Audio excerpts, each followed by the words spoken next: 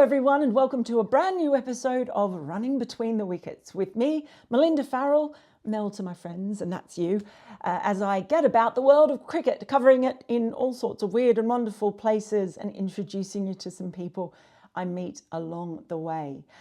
Now, first up, I just want to remind you at the end of this episode, I'll be answering your questions. Some of you have been kind enough to send them in, and there have been some really good ones.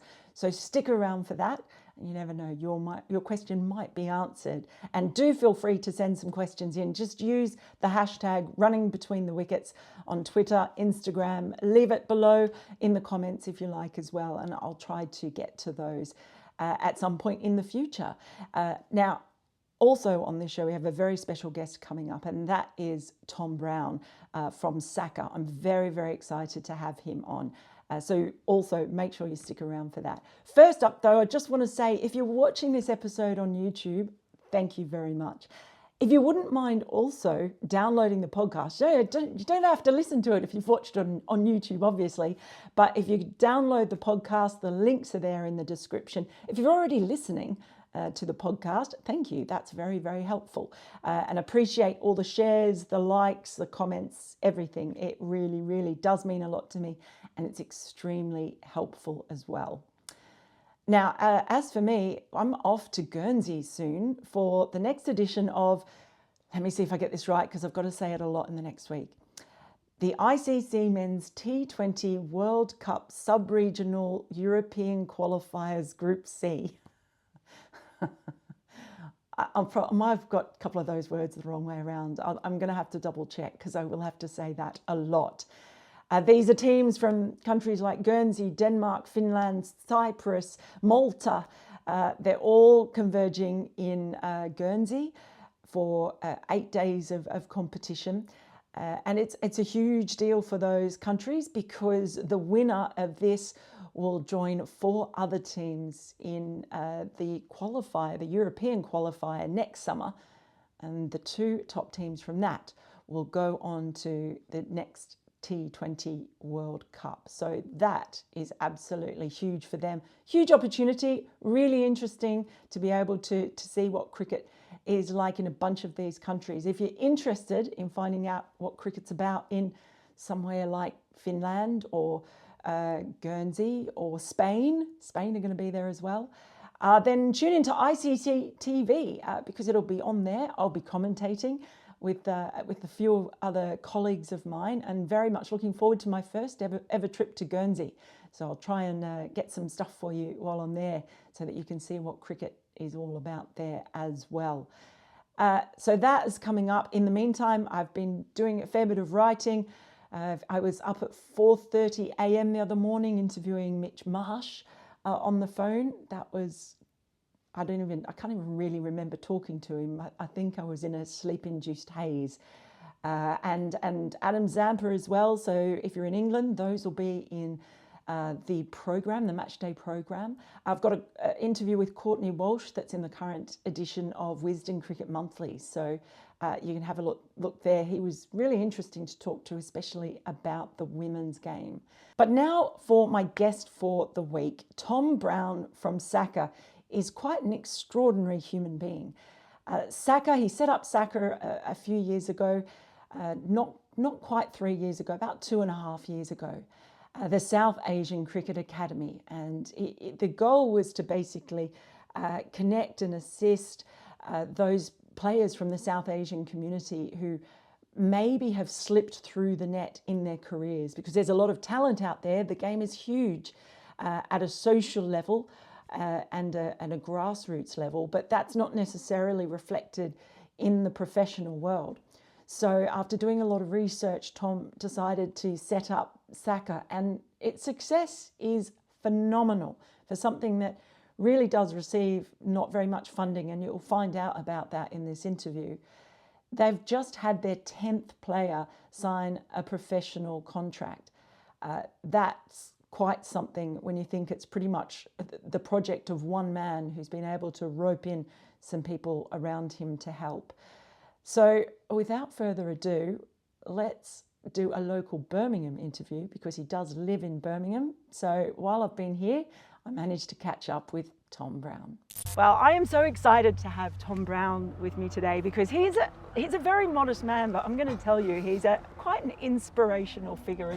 Does that embarrass you? Yeah, that's really cringy to start. Thanks for that. It's not cringy at all. I think it's very, very true. I've been discussing people. That's you with people, and that's what they always say. Oh, thank you. Thanks very much. Let's talk about you first, just as a bit of an introduction to where you've come from and how you've ended up in this. So what's your relationship been with cricket? With cricket, okay, so I started playing cricket as a kid, ended up going through the Warwickshire pathway system from 10 all the way up to under 18s. I then played Birmingham Premier League cricket till about 2 years ago, so from sort of 15 to 28, 29, something like that, was playing Birmingham Prem. And then during my early mid-20s, I ended up working at Worcestershire and Warwickshire as a pathway and then on the women's programme, so I was the women's academy coach at Warwickshire, and I worked with the first team at Warwickshire before it became Central Sparks and changed all to that. So yeah, had a good experience working through the pathway and playing alongside it as well, but never quite at the pinnacle myself. A little birdie told me that you've also got some international experience. Oh yeah. Okay. I played for Denmark as a 15-year-old, so I actually represented Denmark before I had been to Denmark, which didn't go down great when I told some of the Irish lads we were playing against that. But that was a great experience. So my grandparents are Danish and my family come from that side. So when I was 15, my dad read up on the rules, and I think Denmark were touring here or something, and I played a game for Warwickshire under 15s or 16s or something, and they came and watched, and I happened to do well, so I got brought into a few squads. And then my claim to fame is that Ireland then complained about me being not Danish enough to play, and that I was bending the rules. And I think at the time, like Owen Morgan had just been made England captain, so it was a little bit one of those, all the English are taking our players, and then all the players aren't good enough, go to all the other things. So yeah, I played a little bit of cricket with Denmark when I was in my mid-teens. That's fantastic. And if you're listening on the podcast rather than watching, you do look like you could definitely pass for Danish. Well, I was just saying, you've put my blonde to shame a little bit here. I look quite dirty blonde at the minute, but yeah, I am blonde and blue-eyed, which is great for the guy running the South Asian Cricket Academy as well to be. Well, it will quite not that it's a bad thing. It's just really interesting. How did SACA come about? What's the background? So SACA came about, I did a PhD at Warwickshire, so whilst I was doing all that coaching, I worked on the pathway as a PhD researcher at Birmingham City University, and my PhD looked into why so few British South Asian players make it. So all the numbers that get thrown about are that 30% of the recreational demographic of the men's game are British South Asian, and then 20% of pathway cricket and academy cricket is British South Asian, but then it drops down to 5% of the professional game. So I originally started that research as to, okay, what are the South Asian lads doing wrong? How can we help them? What can we do to make it better for them? And the more and more you did the research and we went through it and had all the findings, we couldn't really find too much to say, well, this is exactly what they're doing wrong. And we started looking more at what we were doing wrong as a system, and we started highlighting that the system is so subjective and unaware of the cultural differences and how they're perceived, and how attitudes and things like character are always used in cricket for a bit of a scapegoat, in my opinion, for when you want to select someone or you don't want to select someone, and all these cultural differences were adding up against South Asian cricketers. So whilst when I finished the research, it was sort of abundantly clear through all the data we'd done that there were players out there that were good enough and the system needed to change, but recognising the system wasn't going to change overnight and we needed to do a lot more work to change the system, we said, well, what are we going to do for these lads that don't have anything right now and don't have time to wait? So we set up SACA to be a sort of 3 to 6 year programme to help those guys that are over 18 that have been let go by the system or missed out, to bring them together, create a high performance squad, challenge all the second 11s and use them as showcase events that these guys are good enough and we've missed them. And it's worked as a programme to sort of promote the talent from that community, and like I say, hopefully we get to a point, because we're funding more research, where we're no longer required to do that and the system itself learns to look after the players within it, or just get the best out of that community. That's one of the things that I find most fascinating, is that you basically set something up that you want to get rid of. Yeah, get rid of. Yeah. Well, I think all these things are, they should be intervention programs, and I think if you stay forever, you're no longer an intervention, you're just part of the system. So whether we completely disband and we all ride off into the sunset or anything, or whether we just adapt what we're doing to help more groups and bring more people involved and start open the doors to more, or the model just gets used in other areas, it will probably survive in some sort of sense. But a South Asian only cricket team, I think we've proven the point that players were good enough. We're able to beat county second 11s, semi-regularly. We were even able to put 2 teams out at the same time earlier this year and had 15 lads on trial, so we had 39 players out, and we beat both those teams. We beat Essex and Yorkshire at the same time, and we had the 15 of our best players missing. So there's so much talent out there. I think we've proven that, and now the game's working hard to make sure that we're not needed anymore, basically. Well, I mean, it's incredible when it's less than 3 years that you've been going. Yeah, this is the 3rd year. Yeah, now, this is the 3rd year. We were here because we're here in lovely Harborne, just my local area. But you've just had your 10th player signed, Zen Malik, at Warwickshire. To have such a huge amount of success, and it proves that it's working. What do you think it shows about the way that those barriers can be broken down if there's a will? That's a good question. I think the none of this would be successful if the counties didn't buy into what we were doing. My worry at the start was that because look, the high-profile stuff within cricket was happening around race and inclusivity, well, around the world really, with everything that was going on. I got a bit worried that we'd be seen as a tick box exercise, and counties would send an academy side to play us just to say, oh, we've played the SACA team, blah blah blah. But they don't. They've sent serious. We've played against several England players that are guys coming back from injury. Sometimes we've been used as a warm-up game for a tournament. So like with the Metro Bank, we played Middlesex. It was basically their first 11. Played Gloucester, basically their first 11. And it's been fantastic that they've bought into it. So, like I say, if without them, it doesn't work. So there is a will. It's just trying to highlight that the talent is out there. And there's that old saying that if you're good enough, you'll make it. And we're really trying to push back and go, well, define what good enough is, because everyone has a different definition, and if you don't fit into someone's definition, the way the current system's set up is you're screwed. You can't make it at any. It's so difficult to make it not at your home county. So taking the best of what was missed in terms of over 18s and the South Asian community, the 2 biggest disproportionately affected groups, and bringing them all together just highlighted that there's so much to do. So let's go back in case people sort of haven't really heard about Sure. SACA. How does it actually operate? You decided to start this academy, but it's not an academy in the traditional sense, is it? So we take so any player who's over 18 and not on a contracted system from the South Asian community can apply to us, and then we started off with just one hub because we had no money to start with. We were nowhere for our first couple of years, and we basically had a couple of sessions a week in year 1 at Birmingham City University. And then those guys, we had a small squad, and those guys would go around the country playing it. And the more the reputation grew, more people started applying, etc. So in year 2, we ended up actually having a house that we rented from January to end of March. And our best players trained and stayed in that house, and they basically tried to live a professional life. And our motto is that if you want to take a professional cricketer's shirt, you've got to do more than them. So we've got to train harder, do more than them, etc. And then you've got to score more runs, take more wickets to take their job effectively. So yeah, that's the program that we have that training set up in the winter. This winter we then expanded to 3 houses. So we had Yorkshire, Birmingham and Bristol. And then across the summer, the best of those squads go and play against all the county second 11s in fixtures.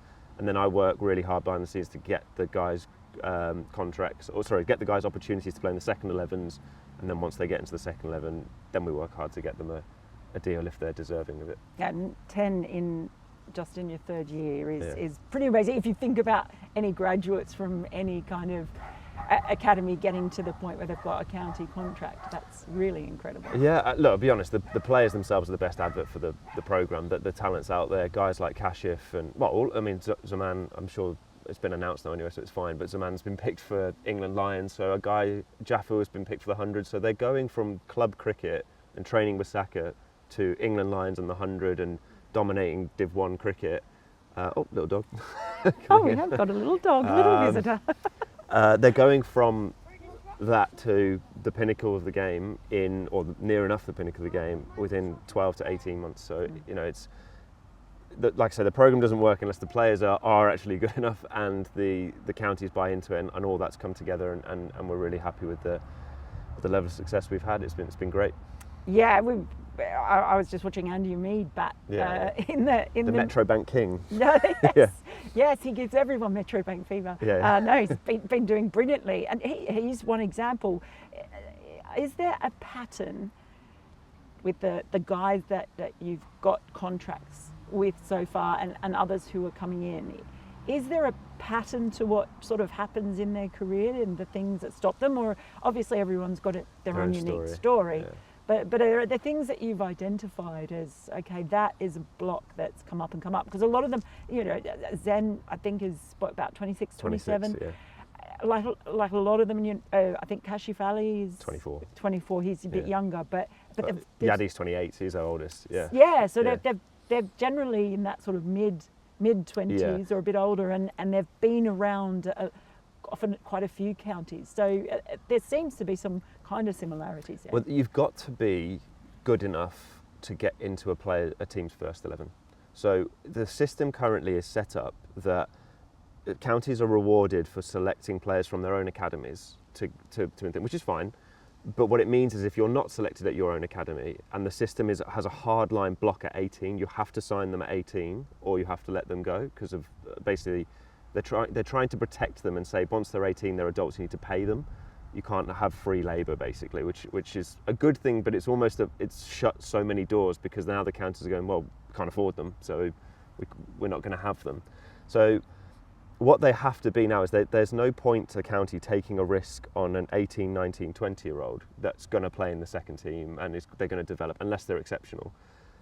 They're going to take players that, so Zen and Kashif in particular were the leading run scorers in, Zen was second, but Kashif's leading run scorer in second 11 cricket. They have to smash down the door, that you have to make it undeniable that they're good. That's what I was saying earlier. You don't just have to be as good or even a bit better. You've got to be significantly better than what they've got, so that they come in and say, yes, we'll take you, and we'll have to let go of somebody else. So, and they're just the human biases that counties won't want to let go of players that they've spent years developing, got that relationship with.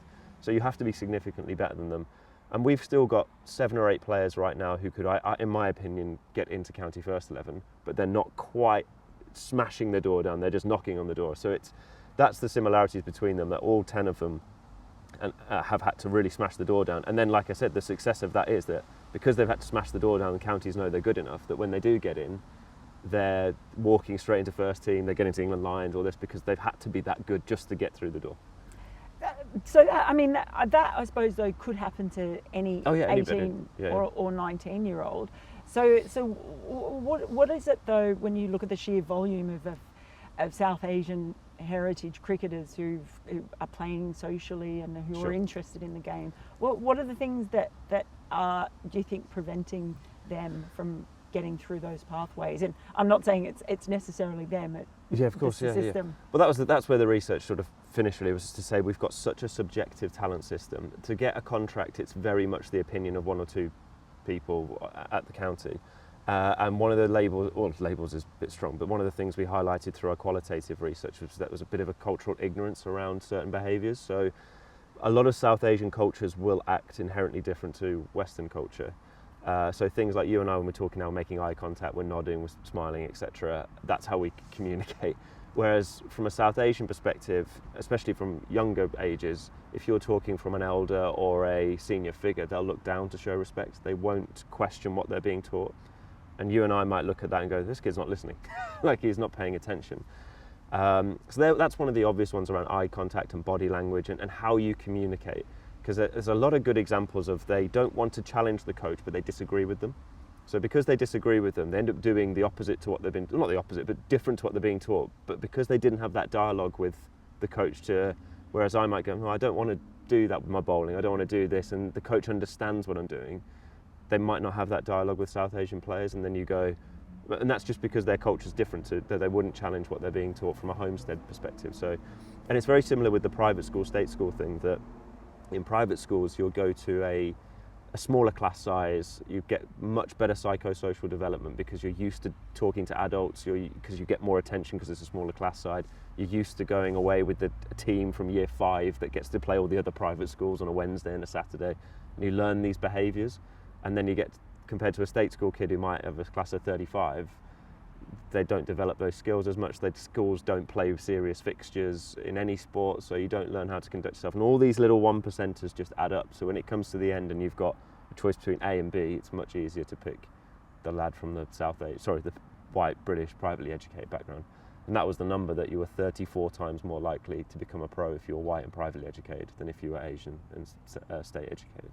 So how then does SACA go about trying to change things at that level in the cultural understanding? So we've got 2 PhDs going on right now that we're funding. So we've got one that's looking into the girls' game, because we always get asked for what we're doing for female game, and my partner's a female cricketer. Like I said, my journey was through for the female game, so I really want to help there, but we've got to do some research as to what's the problem, not just a copy-paste job and say it worked for the men, it'll work for the women. So we're doing some research on that. But the other project is looking at how to create inclusive high-performance environments, because when we talk about inclusivity, it always kind of goes to community and pathway and how do we get them into the game. And for the South Asian community, they're playing cricket, they love cricket, they're in the pathway. It's how, when we get to the high-performance bit, do we then transfer that? And the lessons we're learning right now is make the system more objective. So Shoaib Bashir is a perfect example. He has been picked for England because he hits certain metrics. He's tall, he has good release, bowls at a good pace. Doesn't matter what you look like, doesn't matter about your culture, you fit our metrics, you're in. So it's an objective talent selection.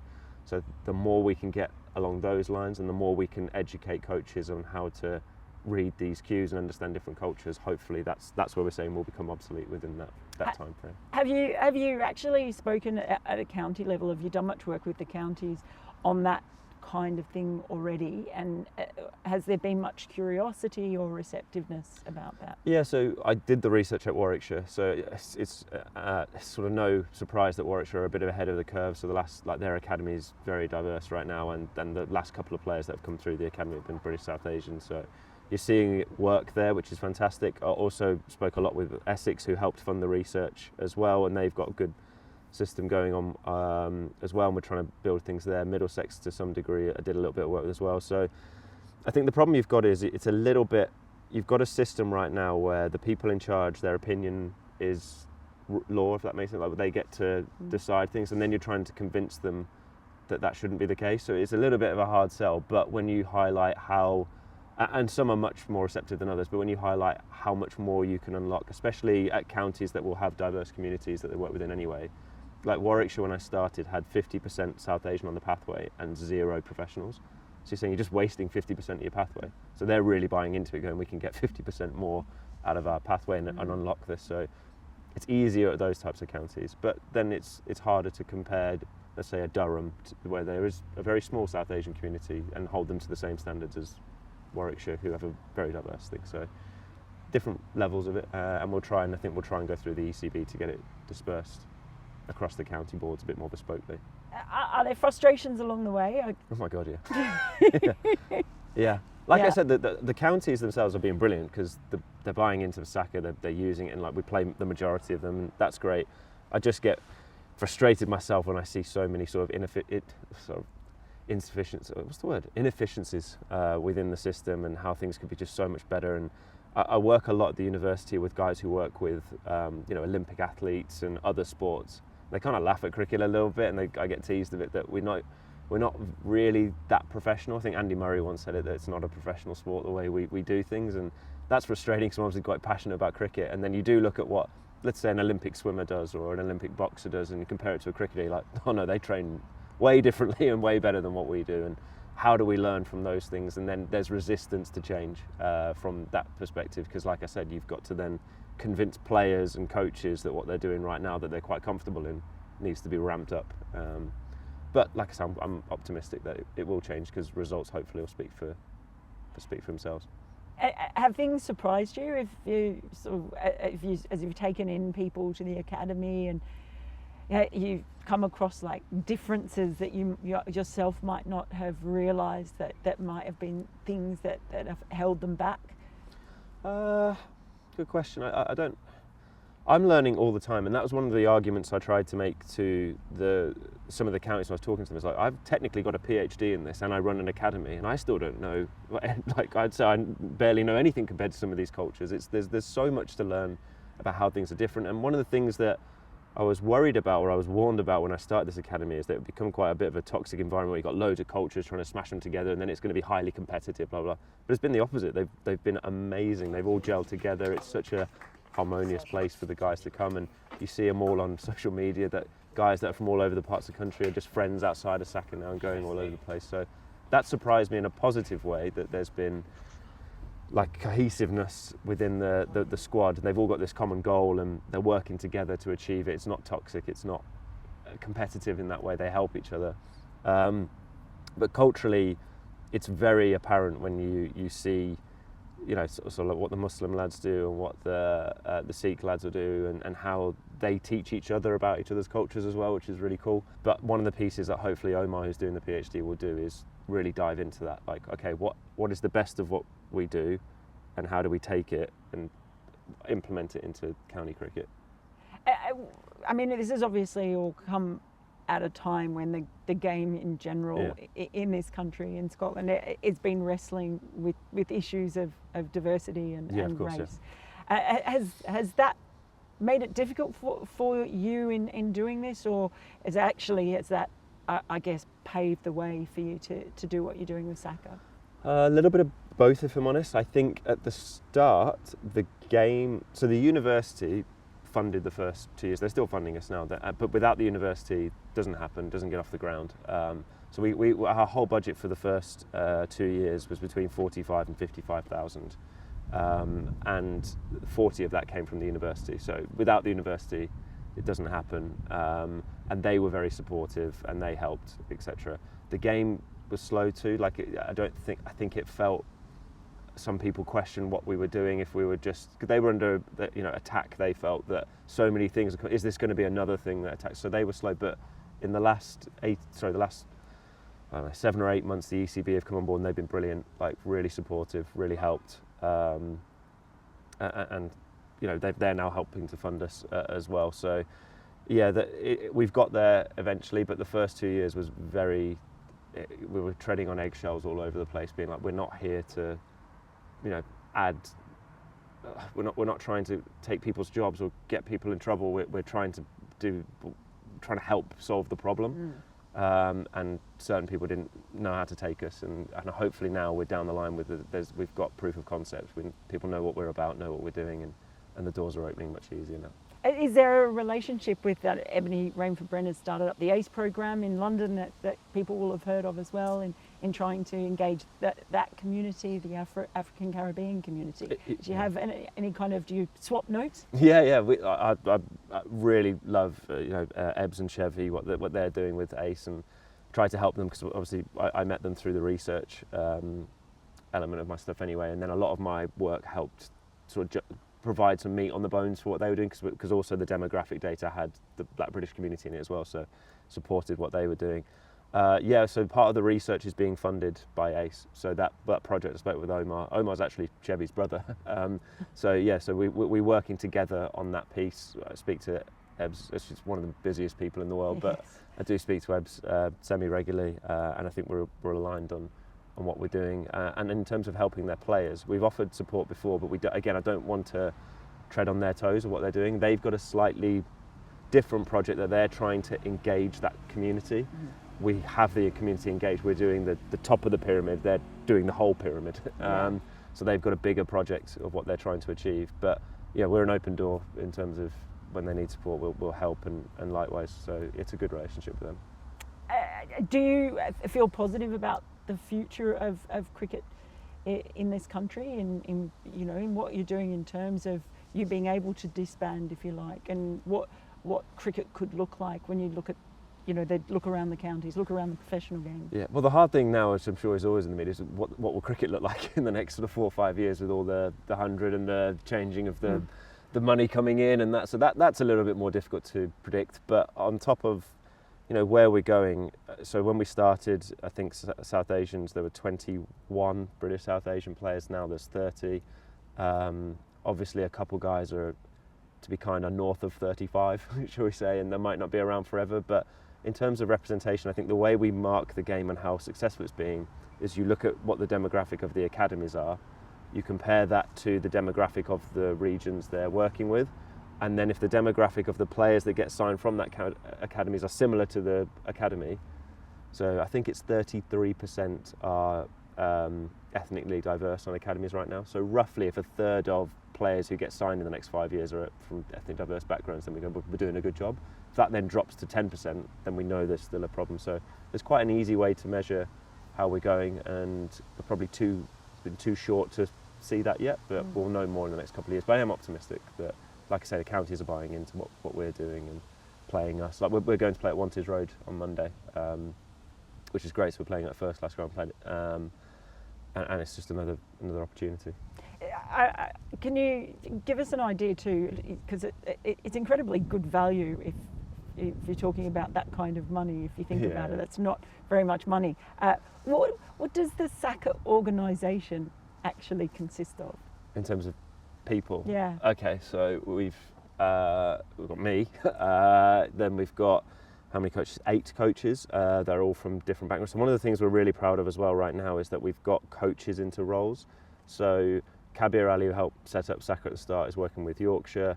We had Shaftab Kali get a job at Warwickshire. He's now doing something with the Rajasthan Royals actually. But we've also this year managed to get Adil Ali working with Worcestershire second team and Kent first team. So he's with the Metro Bank squad with Kent now.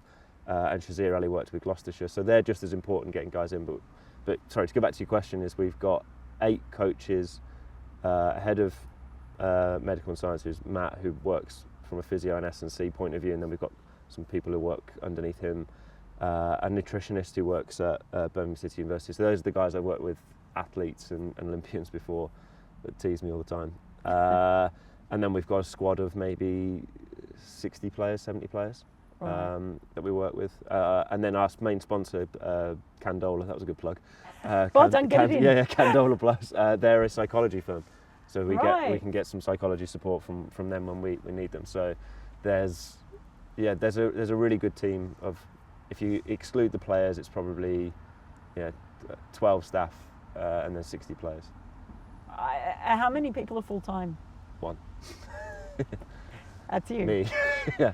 Yeah, we don't. Look, being transparent, our budget's probably now just over 160. So we use that.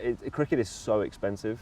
So I say to guys that it's about £1,000 a day to put a game on, with all the cost and the travel and the hotels and everything that come in. And then if that's in London, it goes up even more. So we play about 40 to 45 days of cricket this year. So that's just 45 grand on just putting the cricket on. And then you've got the houses, the training facilities, the training, pay the coaches their day rates as well, and their salary. So and look, a lot of those guys are willingly being underpaid as well for, they believe in the project and are helping us out. But yeah, there's a lot of really good people involved that we're happy with, and it's going pretty well. I mean, I just think when you look at the money that actually goes around to support that many players, 160 still seems like it's a real bargain to me, especially when it's actually producing results.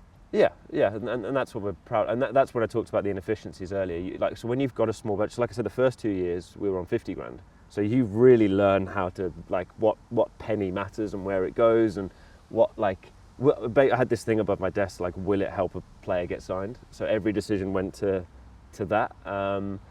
But then you look at the game in other contexts, you go, there's so much wastage in other things that winds me up about things. But look, that's just me being moaning and stuff. And but yeah, there's I forgot my point. Well, basically, if anyone has some spare cash that they want to send to SACA, please send us money. that'd be lovely. So that was the one thing we were trying really hard to become a charity as well, which is a long and difficult process. And the irony of it is that it's quite hard to explain to the Charity Commission that we are, although all our branding is about professional cricket and getting guys to professional, that we are an amateur organisation or an amateur team.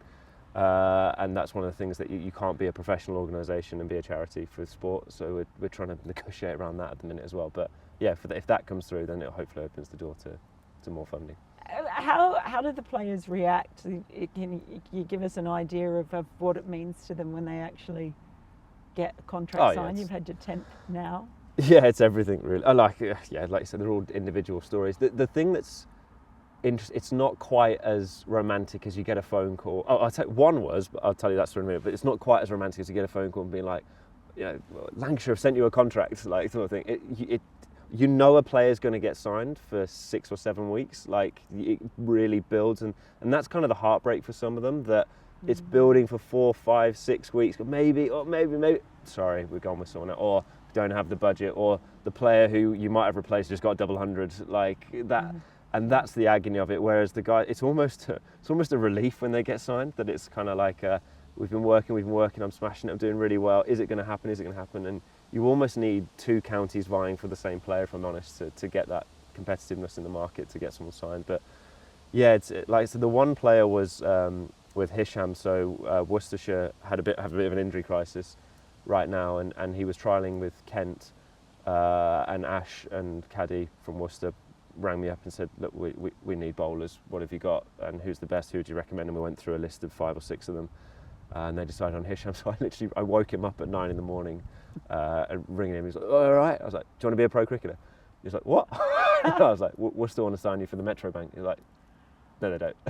So that was the only one that was like a proper out the blue welcome play. And his first list day wicket was Prithvi Shaw, of all people. So hopefully he's got a fantastic opportunity to develop on that, and I know he's loving it right now. So yeah, it's great. That's great too, that you now have people like Ashley Giles calling you up to sort of say, have you got anything? That must feel like a real breakthrough. Yeah, massively, and that's what I say. Some like I remember one day I had a conversation. So Awais Shah was is one of our coaches.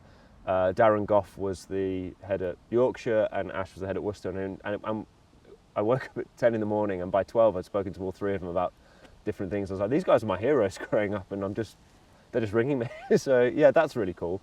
But like I say, it's the buy-in from the counties. Effectively, they're getting free talent ID from us, and they know that we're not like a for-profit agency that's just pushing anyone their way to try and get some money. It's kind of a relationship with them that we say, look, we'll be honest and say, look, this guy's not ready, this guy is. And I think that's why they call us, and we get those conversations. And it varies well. Like we get a lot of the second team coaches ring us, and whether it's looking for a player, we need a left arm spinner, say, for the squad, or I need a left arm spinner for this game as a fill-in. Have you got one? We're one of the first to be called. So that's where I say, if the counties don't buy in and they don't ring us, then this doesn't work.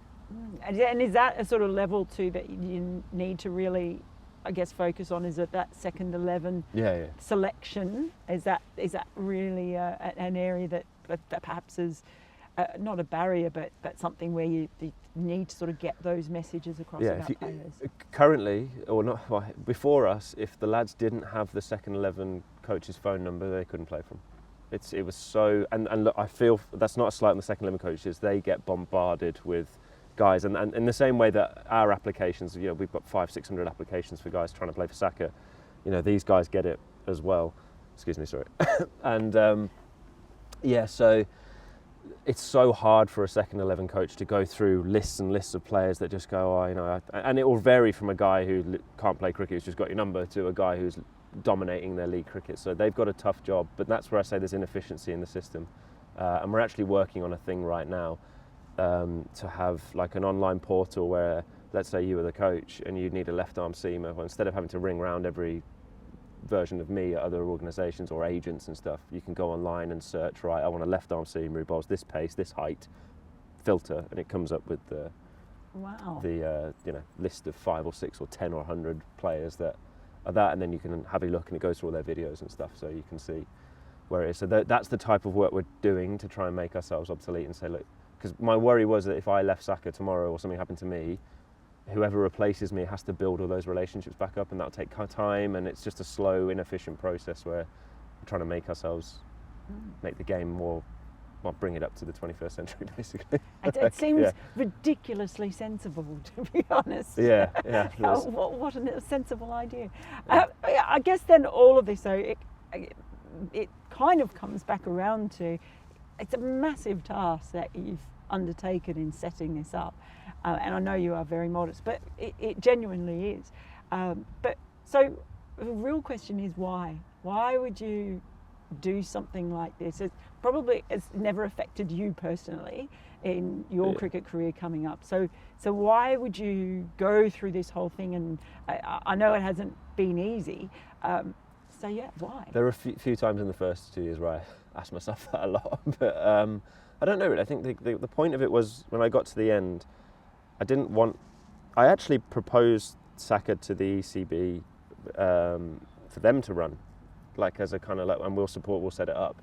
And then when they didn't want it, and it was sort of or they didn't sort of buy into the concept of it, it was sort of well, if I don't do it, I've got connections in cricket, I've played cricket at that level, I coach in cricket, I've now got a PhD in it. If I don't do it, like, who's going to do it type thing? So it was a little bit of responsibility to go. I know a few others who have done PhDs, not quite in, because mine's technically in talent ID and development.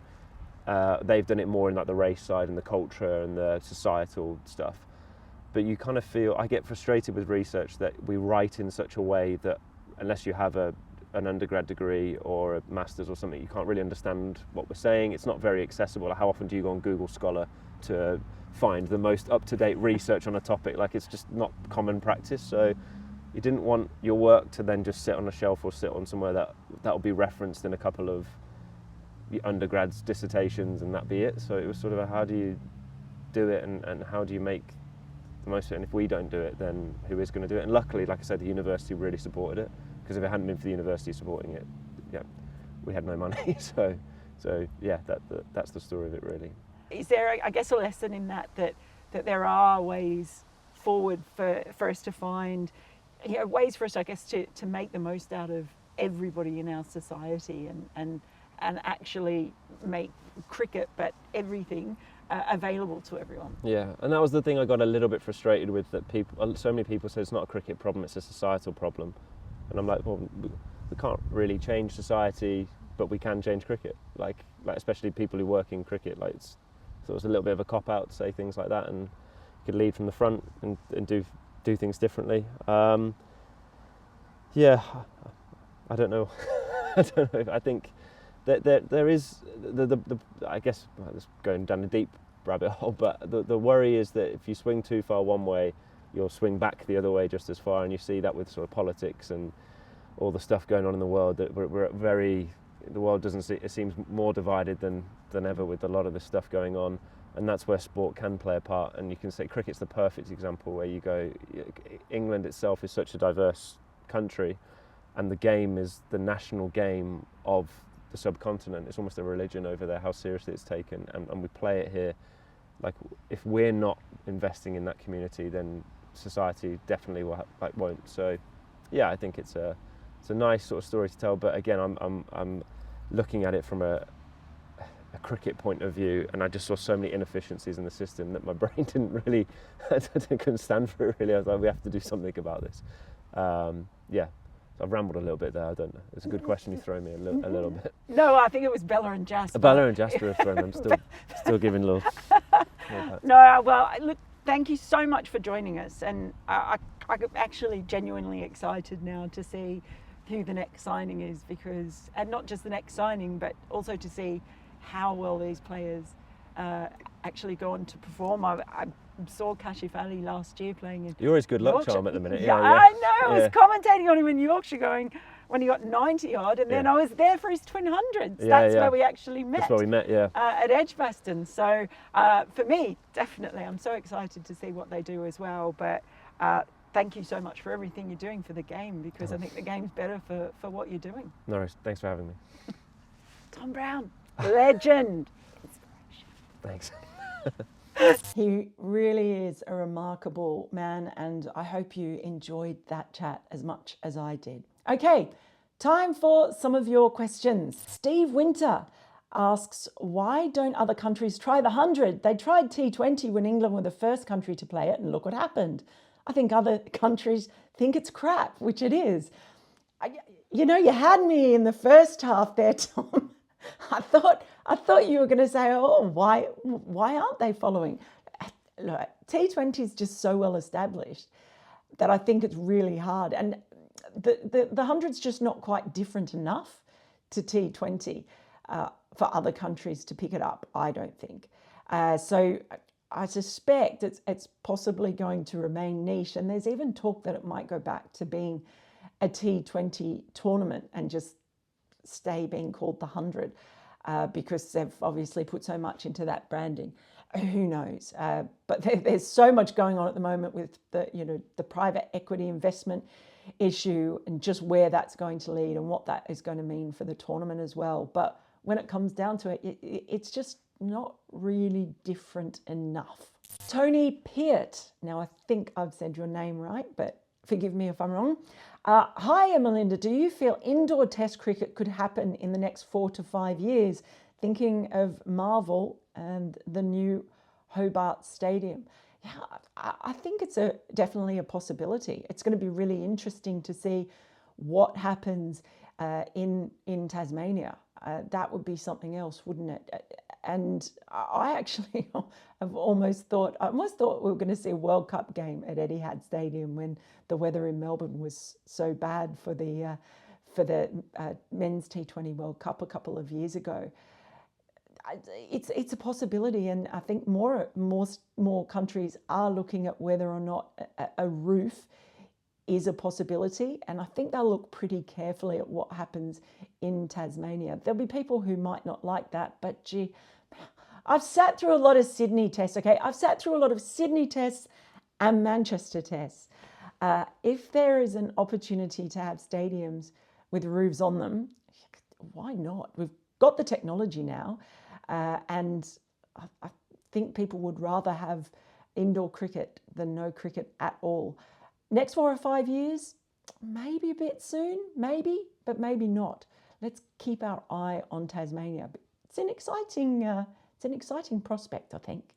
James Smith, you've asked this question a couple of times, so I'm sorry I didn't get to it before, asks, what's the strangest thing you have witnessed at a cricket ground? There have been a lot of strange things, but, bizarre things at times.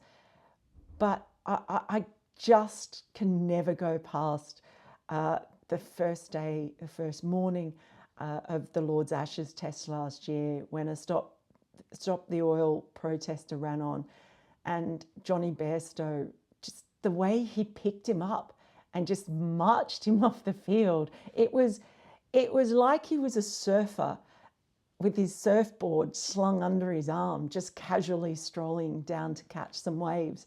And every time I think of it, every time I see a picture of it or video of it, it just makes me laugh all over again. It was just brilliant.